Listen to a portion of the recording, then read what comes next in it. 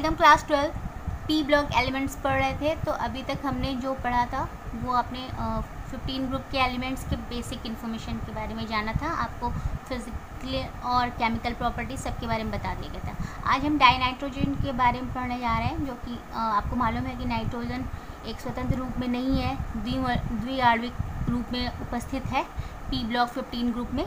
तो डाइनाइट्रोजन है तो इनके दो मेथड्स हो सकते हैं। पहला होता है कॉमर्शियल मेथड, जिसे आप हिंदी में व्यावसायिक विधि कहते हैं, और दूसरा होता है प्रयोगशाला विधि यानी कि लैब मेथड। ठीक है, तो पहले अगर हम व्यावसायिक मेथड को देखते हैं तो इनके बारे में जान लीजिए कि जब ये डाइनाइट्रोजन को प्रिपेयर कैसे किया जाता है। हम तरल हवा जो होती है, लिक्विड एयर होती है, उसका जब आंशिक आशमन यानी कि फ्रैक्शनल डिस्टिलाइजेशन करते हैं तो हमें प्योर आपका जो इतना डाइनाइट्रोजन है वो मिल जाता है। ठीक में आते हैं इसके बाद तो लैब मेथड जो आपके लिए इम्पॉर्टेंट है, अगर क्वेश्चंस में आते हैं तो बेसिकली लैब मेथड्स ही लिखने को आते हैं। तो इनके बारे में जान लीजिए कि अगर आप पहला मेथड देखेंगे तो by treating and aqueous solution of ammonium chloride और आपका नाइट्रेट।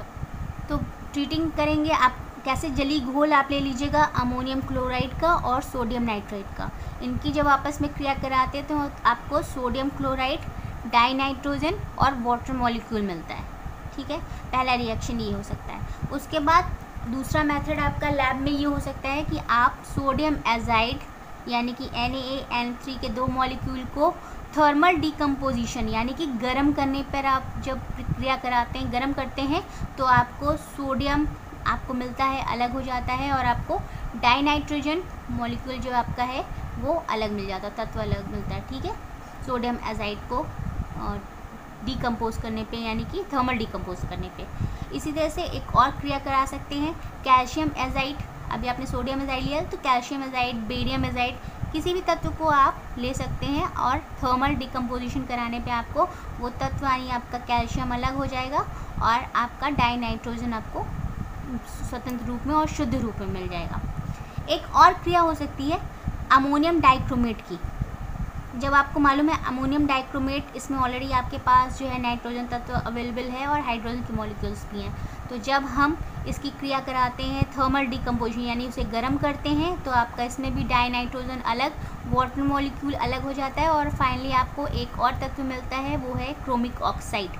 तो क्रोमिक ऑक्साइड एक अलग फॉर्म में दिखेगा आपको, और आपको ये जो यहाँ पे डाइनाइट्रोजन मिलेगा वो बहुत ही शुद्ध रूप में मिलेगा।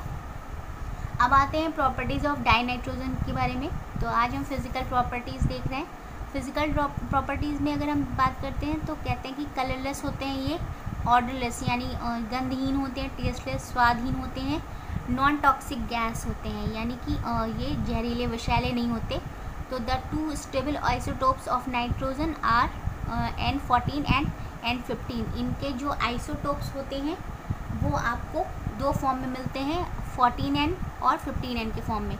और नाइट्रोजन हैज़ लो BP, मतलब इनका जो बॉइलिंग पॉइंट होता है, क्वथनांक होता है, आप इनको कह सकते हैं कि ये बहुत ही कम होते हैं। लो फ्रीजिंग पॉइंट, इनका फ्रीजिंग पॉइंट यानी कि जो अपने जमने की प्रक्रिया होती है वो भी बहुत कम होती है ताप के हिसाब से।